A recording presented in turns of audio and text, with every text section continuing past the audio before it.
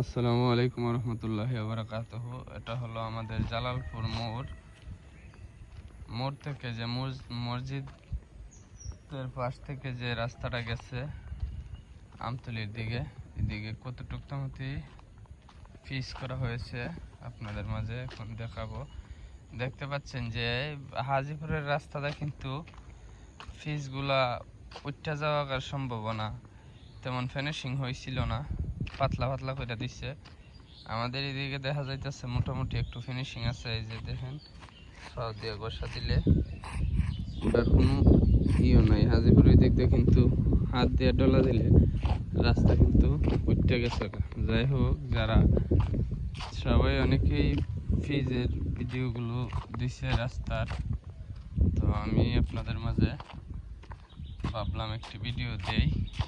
যারা দেখতেছেন আগের থেকে এখন রাস্তাটা একটু আপডেট হয়েছে। তো আপডেট বলতে গেলে বেশি দিন ঠিক না, রাস্তা বৃষ্টির পানি ফইরা রাস্তাগুলো নষ্ট হয়ে যাবে। যাই হোক, যারা ভিডিওটি দেখতেছেন সঙ্গেই থাকুন। এই যে কানে কুনি দিয়ে গিয়া ফিনিশিং হয়েছেন আর কি, এদিক দিয়ে গিয়ে উঠে আর কি। যাই হোক, দোকান থেকে তো আর রোলার মেশিন নেওয়া সম্ভব না। যাই হোক, মোটামুটি ভালো হয়েছে, তেমন খারাপও না ভালোও না। রাস্তাটা কতটুকু খঞ্জিত হয়েছে আপনাদেরকে দেখাবো।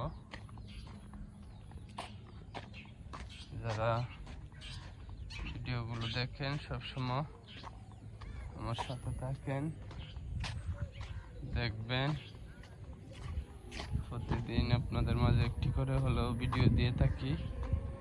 আপনারা আমার ভিডিওগুলো দেখেন, আশা করি সবসময় দেখবেন। দেখতে পাচ্ছেন রাস্তাটা কতটুকু খঞ্জিত হয়েছে, ওই জায়গা যাইলে বোঝা যাইব কিরকম করে করছে, কতটুক উচ্চতা, কতটুক ফুর যাকে বলা হয় মোটা, কতটুক মোটা করে করছে ওই জায়গা যাইলে বুঝবো।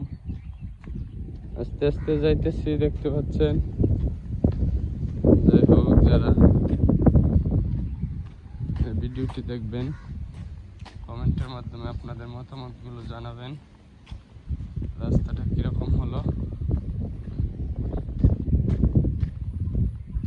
আমি কিন্তু শেষ প্রান্তে চলে আসছি রাস্তার।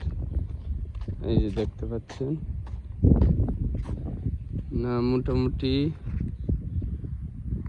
আগের তুলনায় হাজিপুরের রাস্তার তুলনায় একটু মোটা করে এখন রাস্তাগুলো করতেছে, কারণ হাজিপুরের রাস্তাতে কিন্তু অনেক সমস্যা ছিল। হাত দিয়ে যেভাবে যে কিনারে দিলে উঠতো, আর ওইদিকে কিন্তু মাইজে দিলেই উঠতে যেত গা। যাই হোক, যারা ভিডিওটি দেখবেন ভালো লাগলে লাইক কমেন্ট শেয়ার